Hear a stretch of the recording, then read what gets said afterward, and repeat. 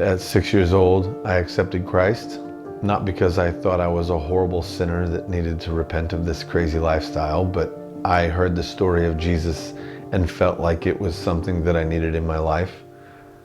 I heard of his love, of his forgiveness, and because of my broken family and where we were at that time, I knew that this is something that I wanted for my life. Both of my parents were in church. My father sang in the choir, drove the church bus, took us on vacations, St. Louis Cardinals games. We had a lot of fun. He was a big kid. My mother then married a man from Louisiana and moved me and two of my three brothers to Louisiana. At that point, my father, in his words, got mad at God. He kind of went off the deep end. Suddenly I was a stepkid, and my stepfather treated us very differently from his own children.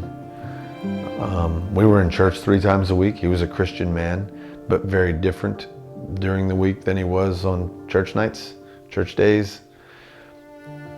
A lot of verbal, mental abuse, some physical abuse,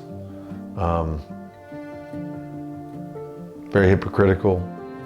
So for many years, I was really confused about what a loving relationship with Jesus looked like. I began to get angry.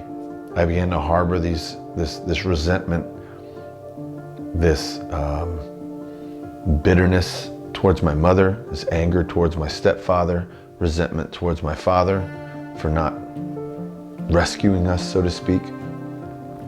At one point I was suicidal. I really thought that if I was gone, nobody would care. I knew deep down, even if the feeling was this big, that God had purpose for all this.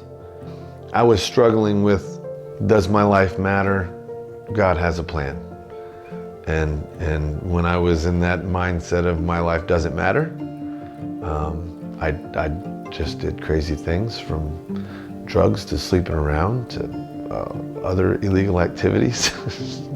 But I would also go back to, God has a plan, don't screw this up. I saw my friends' lives around me in Louisiana start to spiral out of control and crumble. I realized this is what my life would end up like had I kept living this way. Soon realized that I had to go after God on my own. Trying to figure this out on my own left me even more confused and empty. I was sick of living check to check, not knowing my purpose, not knowing what I'm doing here. And I knew God wanted more out of me, and I slowly began to feel him calling me to himself. And so I responded. I started asking him, what the heck was that? What the heck was the last 16 years? Why did you have me go through that? Other questions that I asked him revolved around cannabis. I enjoyed cannabis at the time.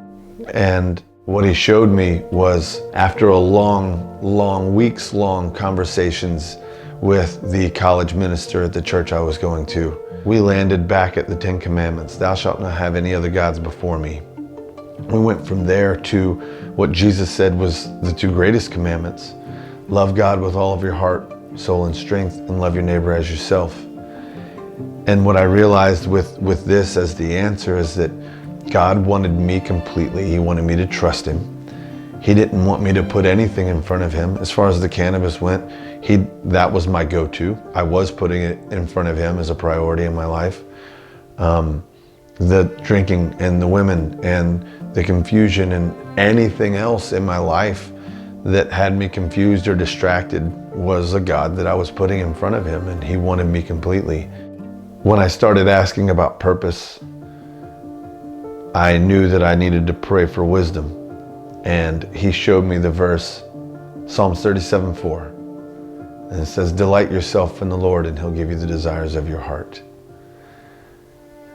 And so I broke that down. What does it mean to delight in the Lord? It's a lot of different aspects to delighting myself in the Lord.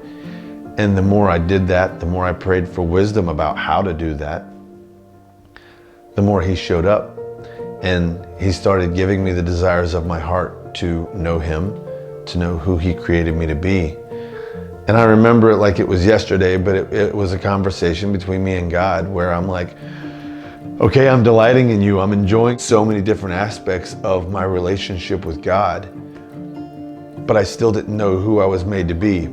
And I just remember him saying, what do you want to be?